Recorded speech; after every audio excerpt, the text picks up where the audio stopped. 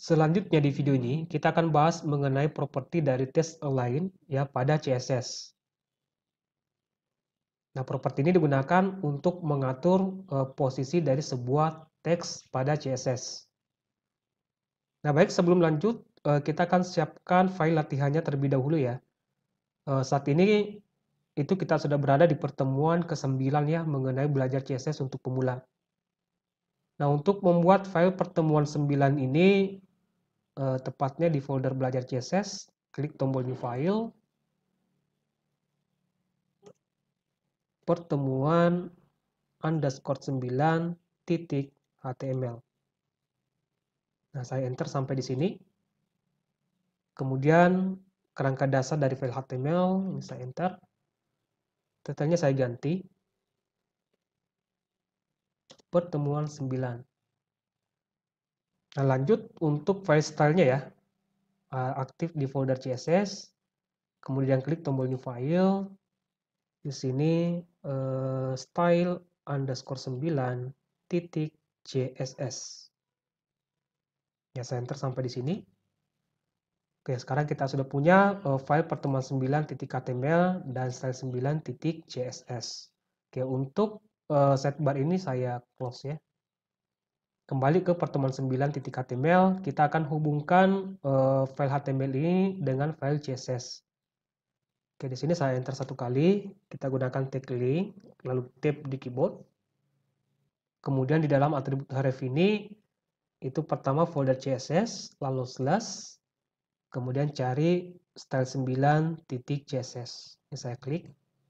Oke, sekarang kita sudah terhubung dengan file style 9.css. Oke, selanjutnya di dalam tag body ini akan saya buat beberapa elemen dari HTML. Pertama tag H1, misalnya di sini judul website. Lalu di bawahnya lagi saya bikin tag H2. Misalnya di sini judul artikel. Kemudian di bawahnya saya punya paragraf. Saya bungkus dengan tag P, lalu saya isi dengan lorem. Oke, jadi kita akan coba 3 elemen dari HTML ini ya, yang terkait dengan properti dari tes elegant pada CSS. Oke, sampai di sini kita jalankan dulu file pertemuan 9-nya ya. Kemarin ini kita buatnya di desktop ya, tepatnya di dalam folder belajar CSS. Kemudian pertemuan 9. Ini saya klik 2 kali. Oke, ini hasil dari file pertemuan 9.html. Oke, untuk Windows Explorer-nya ini saya close. Ya, jadi default dari properti tes elegant ini itu left, ya, di mana tes tersebut akan merapat dari sisi kiri. Nah, jika kita ingin mengatur tes tersebut, ya entah kita membawa ke tengah atau ke kanan, kita bisa menggunakan properti yang lain dari tes elegant. Misalnya, tag H2 ini ya, tag H2 ini kita akan posisikan ke tengah. Style 9, selektornya adalah H2, ya, atau jika teman-teman ingin buat kelas sendiri silakan ya. Tag H2, kemudian di sini properti text elegant, saya isi dengan center, lalu titik koma. Oke, jadi kita fokus di tag H2 ya, di sini, judul artikel. Sekarang saya refresh di web browser-nya. Nah, maka judul artikel ini akan dibawa ke posisi tengah. Nah, jika kita ingin membawanya ke kanan, ya rapat di sisi kanan, yang center ini bisa kita ganti dengan right.